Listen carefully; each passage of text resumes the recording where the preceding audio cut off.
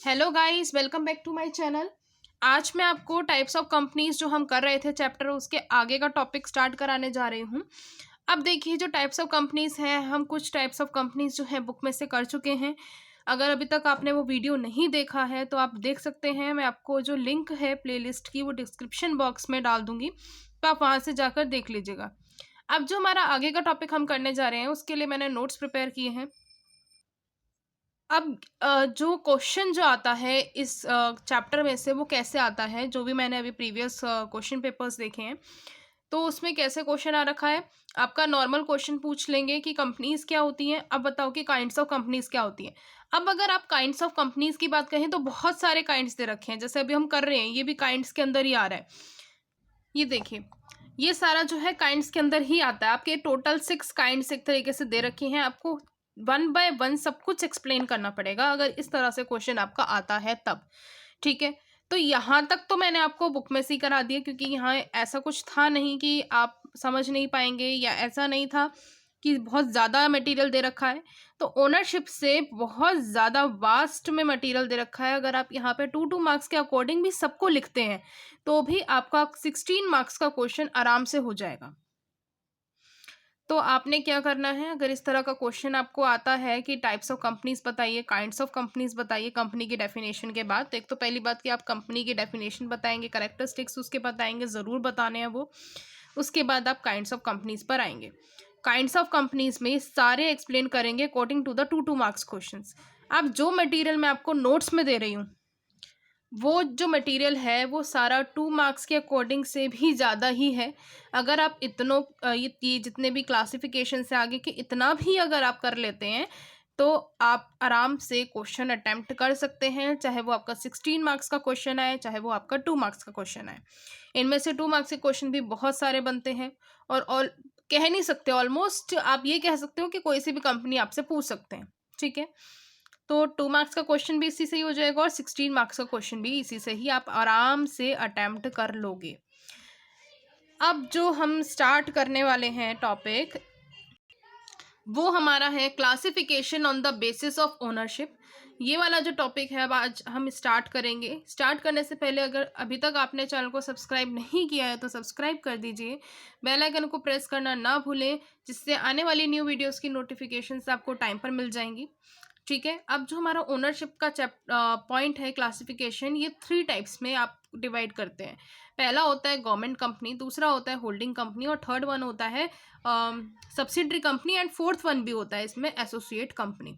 ठीक है, पहला जो है गवर्नमेंट कंपनी, इसमें क्या है, अगर हम सेक्शन 2 सब सेक्शन 45 की बात कहें कंपनीज एक्ट की, तो गवर्नमेंट कंपनी वो कंपनी होती है जिसका 51% से कम का शेयर नहीं होता। 51% होता है, उससे उतना शेयर होना ही चाहिए पेड अप शेयर कैपिटल का, उससे कम का नहीं होगा। और वो कौन हेल्ड करके रखेगी, सेंट्रल गवर्नमेंट हेल्ड करके रखेगी या फिर स्टेट गवर्नमेंट अपने पास हेल्ड करके रखती है। And includes a company which is a subsidiary of government company, और इसमें एक कंपनी भी इंक्लूड हो सकती है जो कि गवर्नमेंट कंपनी की सब्सिडरी भी हो सकती है। अब देखो, होल्डिंग कंपनी क्या होती है, सब्सिडरी कंपनी क्या होती है, अभी हम आगे डिस्कस करेंगे तो बहुत अच्छे से समझ में आ जाएगा कि क्या होता है। अब यहाँ पे जो मेन एग्जांपल्स हैं ये देने बहुत ज़रूरी हैं। 2 मार्क्स के अकॉर्डिंग भी अगर आप देते हैं तो बहुत अच्छा है, इंप्रेशन अच्छा जाता है एग्जामिनर के ऊपर। तो यहाँ पे एग्जांपल्स हैं Hindustan machine tools limited, Ashoka hotel, etcetera. ठीक है, 2 एग्जांपल्स देके आगे ख़त्म कर देते हैं। उसके बाद देखो होल्डिंग कंपनी।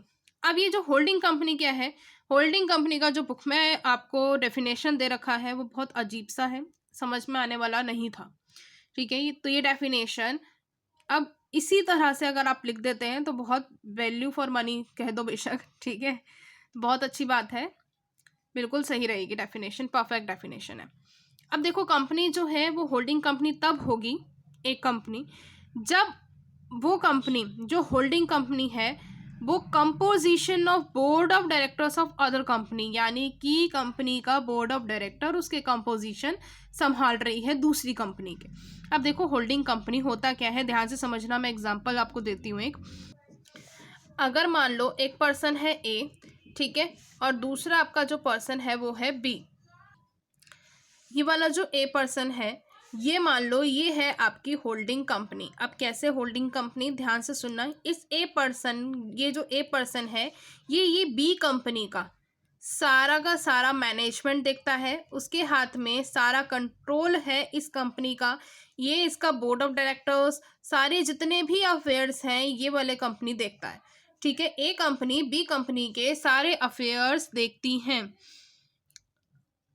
अब जो ये सारे अफेयर्स देख रही हैं,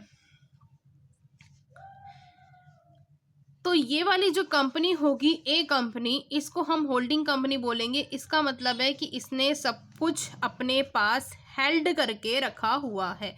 अब आगे अगर हम डेफिनेशन की बात कहें तो आगे की डेफिनेशन अब ध्यान से देखना क्या कहती है आगे की definition. It controls the composition of board of directors of the other company. Other company के बोर्ड ऑफ डायरेक्टर्स का सारा कंपोजिशन, सारा जो हिसाब किताब है, या आप कह सकते हैं सारा जो मैनेजमेंट है, वो कौन सी कंपनी देखेगी? होल्डिंग कंपनी देखेगी। It holds more than 50% of the nominal value of equity share. 50% से ज़्यादा शेयर उसके पास होंगे, और more than 50% of the total voting power, और वोटिंग पावर भी 50% से ज़्यादा ही होगी, यानी इक्विटी शेयर कैपिटल भी कह सकते हो। क्या मतलब है कि आपकी इक्विटी शेयर कैपिटल भी 50% से ज़्यादा होगी, और साथ ही साथ आपका जो वोटिंग पावर का राइट होगा होल्डिंग कंपनी का, वो भी 50% से क्या होगा? 50% से ज़्यादा होगा, मोर देन 50%। ठीक है, अब आगे देखते हैं। नेक्स्ट है हमारी सब्सिडरी कंपनी। सब्सिडरी कंपनी क्या होती है? सब्सिडरी कंपनी वो कंपनी होती है जिसका कंट्रोल होल्डिंग कंपनी के पास है। यानी अगर जो मैंने आपको एग्जांपल दिया तो उसमें है तो होल्डिंग कंपनी थी, और जो बी थी जिसका सारा का सारा मैनेजमेंट ए कंपनी उठा रही है, जो वो बी कंपनी थी वो सब्सिडरी कंपनी थी। ठीक है, अब इसमें यानी 50% जो है टोटल वोटिंग पावर जो है दूसरी कंपनी के पास होती है, इसके पास 50% से कम होती है, बहुत कम होती है। ठीक है, और उसके बाद अगर मान लो जैसे अगर 51% भी होल्डिंग कंपनी के पास है ना पावर, तो 49% इसके पास होगा। The company is a subsidiary of another company. Company जो है दूसरी कंपनी की सब्सिडरी तब होती है which is itself a subsidiary of some other company. अब ये वाला जो पॉइंट है, ये वाला तभी आपको समझ आएगा जब आप ये एग्जाम्पल को समझेंगे। ठीक है, ये पॉइंट कहता क्या है, पहले मैं आपको एग्जाम्पल बताती हूँ, फिर ये पॉइंट आपको बिल्कुल क्लियर हो जाएगा। अब देखिए, if company B is a subsidiary of company A and company C is a subsidiary of company B, then company C shall be deemed to be a subsidiary of company A. अगर company A की subsidiary company B है, यानी B का जो management है A उठा रहा है और C का मैनेजमेंट B उठा रहा है, तो C कंपनी जो है वो ऑटोमेटिकली सब्सिडरी हो जाएगी A की भी। कहने का मतलब क्या है कि A कंपनी का सब्सिडरी B है और B का C है। अब ये देखो, कंपनी ए ही जो है वो बी को चला रहा है, और बी जो है वो सी का सब्सिडी, यानी बी के लिए तो जो सी कंपनी है, सी के लिए होल्डिंग बी है, बट मेन होल्डिंग कंपनी कौन सा है? ए है। तो जो कंपनी सी है वही सब्सिडरी हो जाएगी ए कंपनी की भी। तो यही बात यहाँ पे बोल रखी है कि कंपनी जो है अगर सब्सिडरी है खुद भी, जैसे बी कंपनी खुद ही सब्सिडरी थी, तो उस केस में क्या हुआ था, जो उसकी खुद की जो सब्सिडरी कंपनी होगी वो जो होल्डिंग कंपनी है उसकी, उसी की सब्सिडरी मानी जाएगी। ठीक है, एक बार और ध्यान से सुनना। ए ने एक सॉरी जो बी है, बी का सारा कंट्रोल ए करता है, सब कुछ कंट्रोल ए करेगा। ऐसे सी का सारा कंट्रोल बी करेगा। अब जब बी का कंट्रोल ए कर रहा है तो क्यों ना सी का कंट्रोल भी ए करे। ठीक है, तो ये वाला जो पॉइंट है ये ध्यान से समझने वाला पॉइंट है, इसका एग्जाम्पल भी आपको दे दिया गया है। तो ये वाला जो लास्ट पॉइंट है बहुत इंपॉर्टेंट है कि अगर एक कंपनी जो किसी को होल्ड कर रही है वो खुद ही सब्सिडरी है, तो जो कंपनी उसी कंपनी को होल्ड कर रही है ना, तो वो उसको भी होल्ड, उसकी भी वो सब्सिडरी मानी जाएगी, तीसरी कंपनी जो है। ठीक है, अब आगे देखो, एसोसिएट कंपनी। अब एसोसिएट कंपनी कौन सी होती है? जिसका सिग्निफिकेंट इन्फ्लुएंस जो है यानी a company in which that other company है सिग्निफिकेंट इन्फ्लुएंस। सिग्निफिकेंट इन्फ्लुएंस होता है किसी दूसरी कंपनी का, and including a joint venture company, और उसके अंदर एक जॉइंट वेंचर कंपनी भी इंक्लूड होती है। सिग्निफिकेंट इन्फ्लुएंस का मतलब क्या है कि कंट्रोल जो है एटलीस्ट 20% जो है टोटल शेयर कैपिटल का कंट्रोल उसके पास रहेगा, यानी किसी दूसरी कंपनी के पास रहेगा, और बिजनेस डिसीजन भी जो है दूसरी कंपनी ही लेगी, और उसका एग्रीमेंट होता है कि डिसीजंस किस तरह के, कौन से डिसीजंस जो है वो दूसरी कंपनी लेगी जिसने 20% ऑफ शेयर कैपिटल ले रखा है उस कंपनी का। ठीक है, अब ध्यान से सुनना, जो नेक्स्ट है हमारी, उससे पहले मैं एक बार दोबारा से एसोसिएट कंपनी को बता देती हूँ। जैसे मान लो कि आपकी कंपनी ए है, ठीक है। अब ए कंपनी ने बी कंपनी का हिस्सा थोड़ा सा ले लिया 20%, तो उसके पास क्या राइट होगा, या उसको हम बोलेंगे सिग्निफिकेंट इन्फ्लुएंस, यानी एक बहुत इंपॉर्टेंट मेजर इन्फ्लुएंस उसने किया हुआ है, और वो डिसीजंस ले सकती है बिजनेस के, but according to the agreement के अकॉर्डिंग। अब नेक्स्ट देखते हैं आगे, classification on the basis of nationality. अब देखना इनलैंड कंपनीज कौन सी होती है। इनलैंड कंपनीज वो कंपनीज होती हैं जो कॉर्पोरेट भी इंडिया के अंदर हुई हैं, इनकॉर्पोरेट भी इंडिया के अंदर हुई हैं, यानी उनका रजिस्ट्रेशन जो है वो इंडिया के अंदर ही हुआ है, और वो जो है is operating under the provisions of the act. But some inland companies through incorporated under the Companies Act are governed by a separate act for control and management like banking, insurance and charitable companies। अब इसका मतलब क्या है, ध्यान से सुनना। ये कहता है कि इनलैंड कंपनीज जो है, ज़रूरी नहीं है कि कंपनीज एक्ट के अंदर ही जो है इनकॉर्पोरेट हुई हो, ठीक है। अब यहाँ पे क्या है कि इनकॉर्पोरेट होने का मतलब क्या है कि रजिस्टर्ड हुई हो। ये कुछ कंपनीज ऐसी हैं जो सेपरेट एक्ट के अंदर ही जो है इनकॉर्पोरेट होती हैं, जैसे बैंकिंग कंपनी हो गई, इंश्योरेंस कंपनी हो गई, चैरिटेबल कंपनीज हो गई, या अलग दूसरे एक्ट के अंदर जो है इनकॉर्पोरेट होंगी, ठीक है। तो यहाँ पे इनका कहने का मतलब ये है। नेक्स्ट जो है, ये भी इनलैंड कंपनीज इंडिया के अंदर ही इनकॉर्पोरेट हो रही है। इनलैंड का मतलब है जो इंडिया के अंदर ही इनकॉर्पोरेट हो रही है, साथ में उनका प्लेस ऑफ बिजनेस भी इंडिया के अंदर ही होगा। नेक्स्ट है फॉरेन कंपनीज। अब फॉरेन कंपनीज कौन सी कंपनीज होती हैं, वो कंपनीज होती हैं जो कि आउटसाइड इंडिया इनकॉर्पोरेट हो रही हो, जो बॉडी ऑफ बिजनेस जो है, जो बॉडी है कंपनी की, वो आउटसाइड इंडिया इनकॉर्पोरेट हो रही हो। अब यहाँ पे 2 क्लासेस आ जाती हैं। पहला होता है कि कंपनीज जो है इनकॉर्पोरेट हो रही है outside India, which establish a place of business in India, जिसका जो बिजनेस है वो इंडिया में चल रहा हो, ठीक है। दूसरा, companies incorporated outside India which had establish a place of business in India, India में बिजनेस जो है वो चला रहे हैं before that date, and continue to have an established place of business in India, और कंटिन्यू भी कर रहे हैं कि प्लेस ऑफ बिजनेस जो है वो इंडिया में हो रहा हो, बट इनकॉर्पोरेट आउटसाइड इंडिया हुई हो, ठीक है। यानी रजिस्टर्ड आउटसाइड इंडिया हुई हो, बट प्लेस ऑफ बिजनेस कहाँ हो, इंडिया के अंदर हो। अब इसको कुछ इंपॉर्टेंट इलस्ट्रेशंस या एग्जांपल्स बोल दो तो उनसे समझते हैं। एक कंपनी जो है इनकॉर्पोरेट हुई है इंडिया के अंदर, ठीक है, बट उसका बिजनेस जो है आउटसाइड इंडिया है, and also all the members of company are not citizen of India, जितने भी मेंबर्स हैं कंपनी के वो इंडिया के सिटीजन ही नहीं हैं, तो ये जो है फॉरेन कंपनी नहीं होगी, क्योंकि इसके अंदर एसेंशियल एलिमेंट ही नहीं आया। It's incorporation outside India is missing. Corporate India के अंदर होगी तो ये इंडिया की कंपनी मानी जाएगी, इंग्लैंड कंपनी मानी जाएगी, फॉरेन कंपनी वो नहीं मानी जाएगी। इसके अंदर 2 क्लासेस हमने पढ़ी थी, वो 2 क्लासेस या जो 2 असेंशलिटीज़ हैं वो मिसिंग नहीं होनी चाहिए।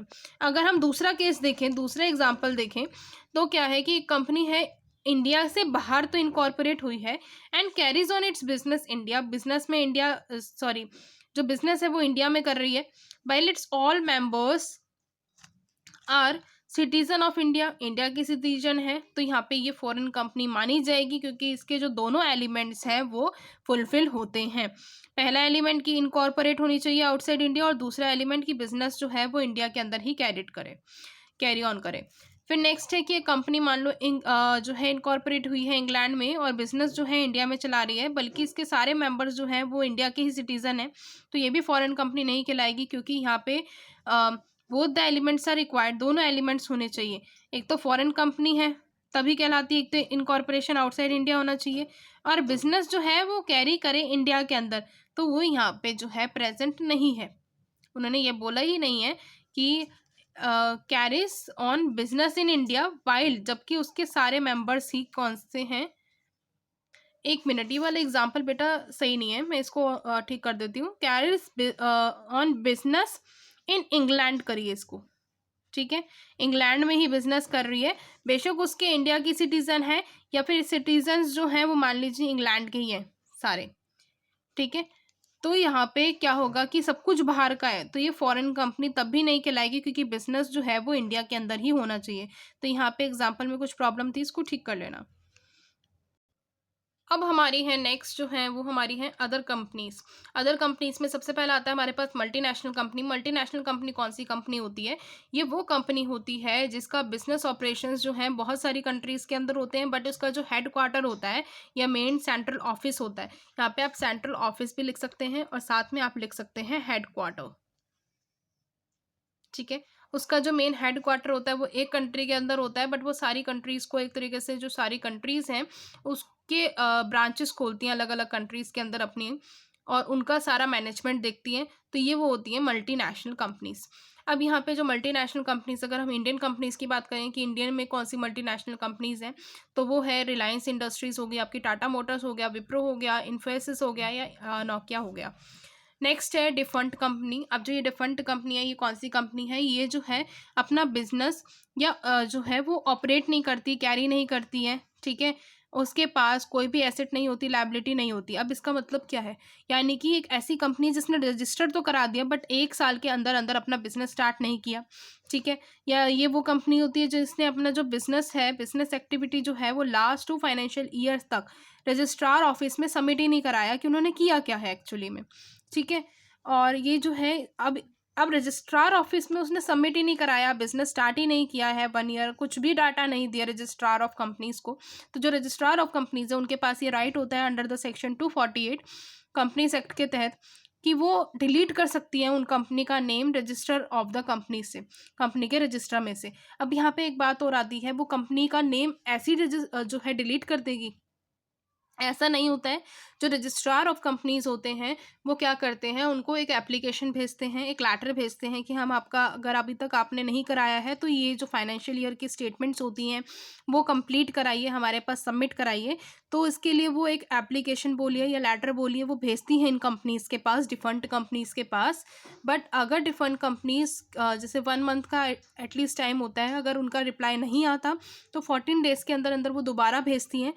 फिर उसके बाद सेकंड अगर लेटर जाने के बाद भी कोई रिप्लाई नहीं आता है तो रजिस्ट्रार ऑफ कंपनीज जो हैं उनके पास पूरा का पूरा राइट होता है कि वो डिलीट कर सकती हैं कंपनी का नाम उस रजिस्टर में से, और फिर वो जो कंपनी है वो आगे चल नहीं सकती, ठीक है।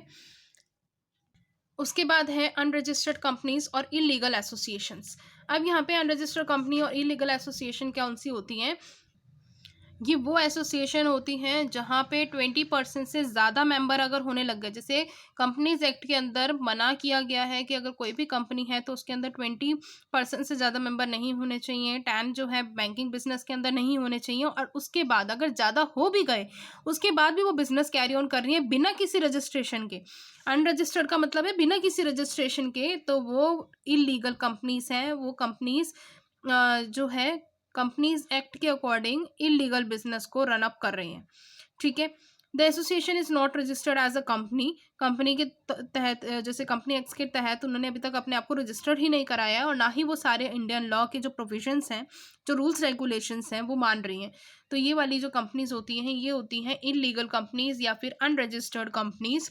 अब इसके बाद आगे हम अगर कॉन्सिक्वेंसेज की बात करें तो उनको क्या क्या नुकसान झेलना पड़ सकता है इलीगल एसोसिएशन को। पहला है, each member of the association can be find up ₹1,00,000, 1 lakh तक जो है हर एक मेंबर को फाइन पे करना पड़ सकता है, ठीक है। कोई भी मेंबर जो है कंपनी के ऊपर फाइल नहीं कर सकता या किसी दूसरे पर्सन के ऊपर जो है केस फाइल नहीं कर सकता, और कोई थर्ड पार्टी भी उसके ऊपर फाइल नहीं कर सकती। अगर करती है तो वो भी इलीगल या वॉइड ही माना जाएगा स्टार्टिंग से ही, एट इनिशियो स्टार्टिंग से ही वो इलीगल माना जाएगा।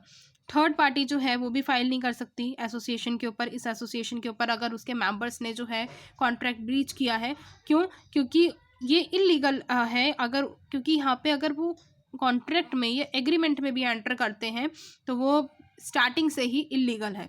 तो अगर वो करती भी हैं तो कोई फ़ायदा नहीं है, क्योंकि वो कर ही नहीं सकती, उनके पास राइट ही नहीं होगा कि इस एसोसिएशन के लिए वो जो है केस फाइल करें।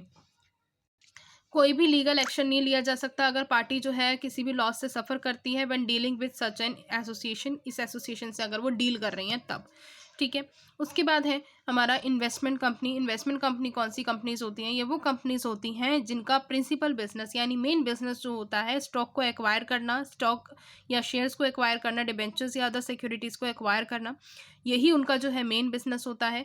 ठीक है। इनका सारा business related he shares securities, stock and debenture से होता है। अभी जो इन्वेस्टमेंट कंपनीज हैं ये प्राइवेटली ओन भी हो सकती हैं, पब्लिकली ओन भी हो सकती हैं। ये जो है लॉन्ग टर्म इन्वेस्टमेंट में ही डील करती हैं, शॉर्ट टर्म ट्रेडिंग में डील नहीं करती हैं ये कंपनीज। उसके बाद नेक्स्ट है फाइनेंस कंपनीज। अभी जो फाइनेंस कंपनीज बोलो या फाइनेंशियल इंस्टीट्यूशंस बोलो, ये जो कंपनीज हैं ये नॉन बैंक फाइनेंशियल इंस्टीट्यूशंस हैं। ये जो है लोन्स ऑफर करती हैं, क्रेडिट फैसिलिटीज़ प्रोवाइड करती हैं इंडिविजुअल्स या बिजनेस को।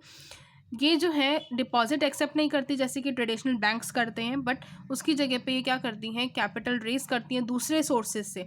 अब जैसे उनकी जो कैपिटल है, ये जो बैंक्स नॉर्मल बैंक्स होते हैं उनकी कैपिटल तो डिपॉजिट से आती है, अब इनकी कैपिटल कहाँ से आएगी? बॉन्ड्स को इशू करके ही और लोन्स को जो है देकर, या लोन्स खुद भी लेकर दूसरे बैंक से। ठीक है। अब उसके बाद है हमारा फेरा कंपनीज। फेरा कंपनीज वो कंपनीज होती हैं जो कि फॉरेन एक्सचेंज रेगुलेशन एक्ट के अंदर रजिस्टर्ड हैं, और ये जो है किन काम में इन्वॉल्व होती हैं? फॉरेन एक्सचेंज ट्रांजैक्शंस के काम में इन्वॉल्व होती है। अभी जो फेरा है यानी ये जो रेगुलेशन एक्ट है, ये एक एक्ट है। अब ये क्या बताता है ये act? To regulate foreign exchange. ये क्यों बनाया गया था? कि फॉरेन एक्सचेंज को रेगुलेट किया जा सके और मेंटेन किया जा सके, मार्केट के अंदर एक फॉरेन एक्सचेंज आराम से उसकी एक डेवलपमेंट हो सके, इसलिए इस एक्ट को लेकर आए थे। उसके बाद नेक्स्ट है कि companies with charitable objects for not for profit, यानी कंपनीज जो हैं कुछ चैरिटेबल एक्टिविटीज़ करती हैं। इन कंपनीज का मेन पर्पस होता है, चैरिटेबल पर्पस होता है, ठीक है, ना कि प्रॉफिट। अब यहाँ पे कुछ कंपनीज हैं जो कि चैरिटेबल एक्टिविटीज़ परफॉर्म करती हैं पब्लिकली, जो है सब लोगों को, जैसे एजुकेशन हो गया, हेल्थ हो गया, poverty alleviation, arts and culture, इन सब का जो है ध्यान रखती हैं, और ना कि शेयर होल्डर्स को प्रॉफिट डिस्ट्रीब्यूट करने का मेन मोटिव इनका रहता है।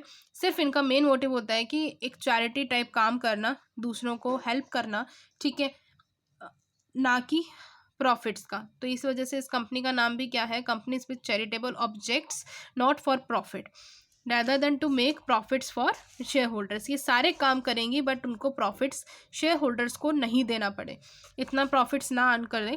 जितना भी प्रॉफिट्स उनको अर्न होगा वो सारा कहाँ दे देती हैं? चैरिटी में डोनेट कर देती हैं, या एक तरीके से प्रॉफिट्स इनको होता ही नहीं है। ये कंपनीज जो है चैरिटेबल ऑब्जेक्टिव से ही बनाई जाती हैं कि वो सारे के सारे जितने भी चैरिटेबल पर्पसेस हैं उनको फुलफिल कर सकें, ना कि प्रॉफिट जनरेट करें। अब देखो 1% कंपनी। ये जो 1% कंपनी होती है, ये जो सिर्फ और सिर्फ 1% से ही बन सकती है, इसमें एक ही पर्सन जो है वो मेंबर हो सकता है।